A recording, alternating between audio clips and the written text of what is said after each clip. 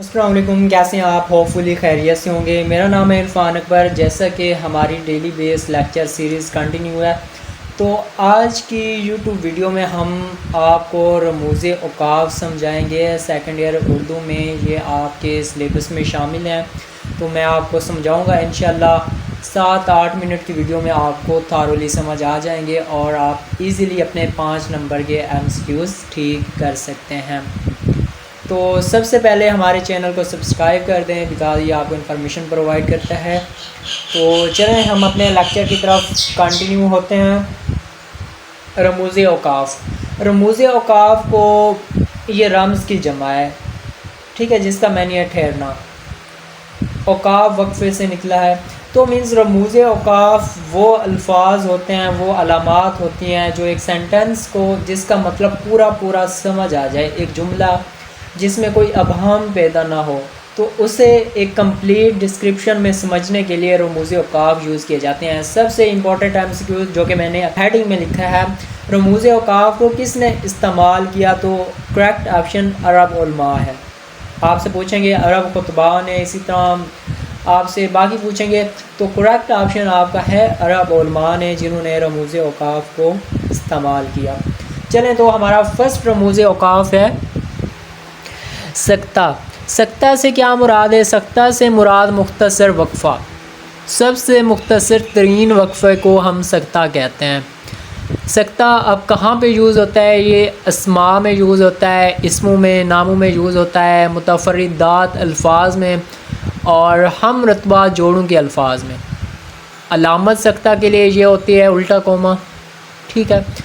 یہ اگزامپل آپ کے سامنے، علی، اس کے بعد سکتہ یوز ہوا، حسن اور حسین دوست ہیں، اور اینڈ پہ فل سٹاپ کوما، ٹھیک ہے۔ اچھا ایک بات یاد رکھیے گا، سکتہ کو آپ وقف خفیف بھی کہہ سکتے ہیں، اس کا دوسرا نام وقف خفیف بھی ہے۔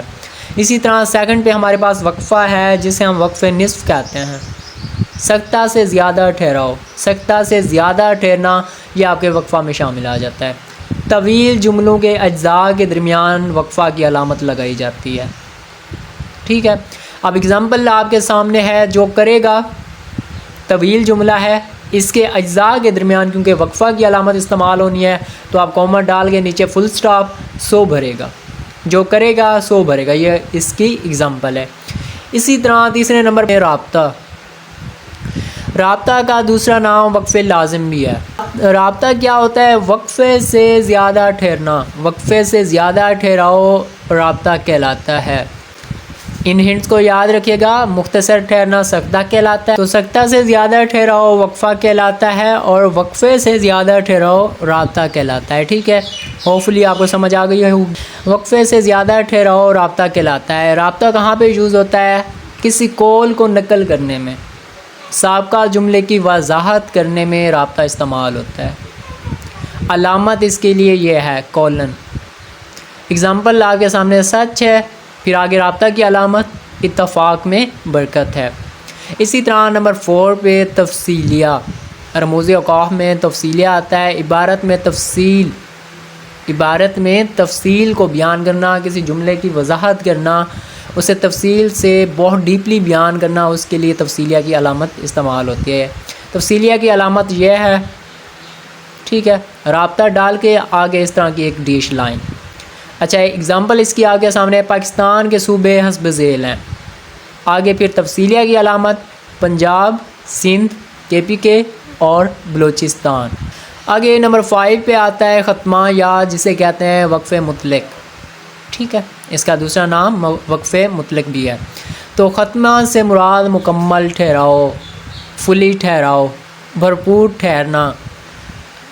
ختمہ کہاں پہ یوز ہوتا ہے؟ ہر جملے کے آخر میں، جو ہم فل سٹاپ انگریزی میں کہتے ہیں، تو یہ وہاں پہ یوز ہوتے ہیں۔ انگریزی مخففات کے درمیان علامت ختمہ کی استعمال ہوتی ہے۔ ختمہ کی علامت ایسے سمپل ڈاٹ۔ اگزامپل، اس نے کھانا کھا لیا، ایک جملہ ہے، اینڈ پر ہم نے ختمہ کی علامت لگائی۔ اوکے، ہوپفلی آپ کو سمجھ آ گئی ہوگی۔ اسی طرح آپ کے پاس نمبر 6 ہے سوالیہ، یا جسے ہم کہتے ہیں استفہامیہ، جس میں سوال پوچھا جائے، جس میں سوال کرا جائے۔ سوالیہ جملے میں کیا ہوتا ہے؟ ختمہ کی طرح رکنا ضروری ہوتا ہے۔ اب ختمہ میں کیا تھا کہ جملہ جب پورا ہو جاتا ہے اس کے اینڈ پر ہم ختمہ کی علامت لگا دیتے ہیں، مینز وہاں پہ سٹاپ ہو جاتے ہیں. تو سوالیہ یا استفہامیہ یہاں پہ بھی آپ کا رکنا ضروری ہے. سوالیہ کے لیے علامت اس طرح کی یوز ہوتی ہے. اگزامپل آپ کے سامنے ہے، کمرے میں کون ہے، اس کے اینڈ پر ہم نے سوالیہ کی علامت لگائی. آپ کیا پسند کریں گے، اینڈ پر سوالیہ کی علامت یوز کی گئی ہے. اسی طرح آپ کے پاس نمبر 7 ہے ندایا. ندایا ندا سے نکلا ہے، جس کا معنی ہے پکارنا، کسی کو مخاطب کرنا، کسی کو بلانا، آواز دینا. تو اب ندایا میں پھر فجایا اور استجایا آ جاتا ہے. دکھ یا خوشی کے جذبات کے لیے ہم فجایا یوز کرتے ہیں، فجایا استعمال کرتے ہیں. اگر تمنا یا حیرت کے جملے ہوں تو اس میں استجایا استعمال ہوتا ہے. ان کی علامت سیم ہے، فجایا، استجایا، ندایا، ان تینوں کی علامت سیم ہے. آپ نے ایک لائن ڈال کے نیچے اس کے کوما لگا دینا ہے. اگزامپل اس کے سامنے، اف کتنی گرمی ہے. اف کے بعد ہم نے ندایا کی علامت یوز کی ہے. تو مینس کوئی بھی آپ سے اس طرح کا سینٹینس دے دیتے ہیں تو پوچھیں کہ یہ کس چیز کی علامت ہے، سوالیہ، استفہامیہ، ندایا، واوین، کوسین، تو آپ آنسر دے دیں گے ندایا. تو اس کے بعد جو 8 پوائنٹ ہمارے پاس ہے، واوین کول اور اقتباس کو بالکل سیم لکھنا. جیسے کوئی کول ہے اسے ہو بہو لکھنا، بالکل سیم لکھنا. اس کے لیے واوین کی علامت استعمال ہوتی ہے. یہ جملہ معترضہ کے شروع اور آخر میں استعمال ہوتی ہے. واوین کی علامت یہ ہے، ٹھیک ہے، ڈبل واو ایسے اور یہاں سے بھی ڈبل واو اینڈ پر. جیسے اگزامپل ہمارے پاس ہے، قائد اعظم نے فرمایا. تو آگے ہم نے رابطہ کی علامت کی، آگے ہے کام، کام اور کام.